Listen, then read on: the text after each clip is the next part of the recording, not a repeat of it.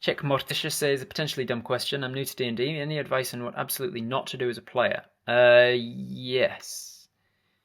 Do not cross boundaries in the game that you wouldn't cross in real life.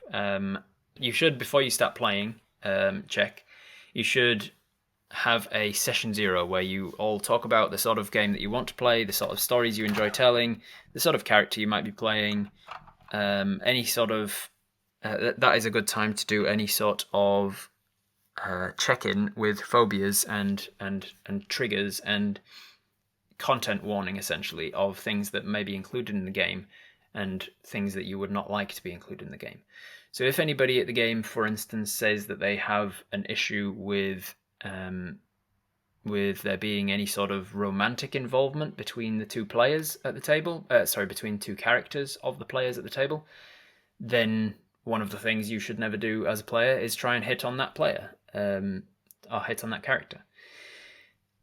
Likewise, if one of the players at the table has crippling arachnophobia and says they would really prefer it if you didn't have to fight any spiders in the game or anything like that, then one of the things you should never do as your player is have your character conjure a spider as like a find familiar or something.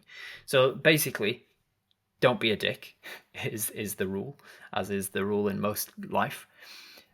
Keep in mind your fellow players and what they and make sure that they're having a good time as well.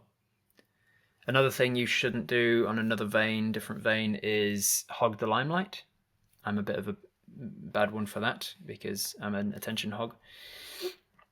But it's good to try and like spread that limelight around. Allow, if you feel like you've had a lot of the scenes, just try and take a step back. When the DM finishes describing a room, don't always be the first person to jump in and be like, I'm going to do this. Like, give it a second to see if somebody else wants to take the lead. And flip side to that coin, try and be the first person to take the lead if you're otherwise not.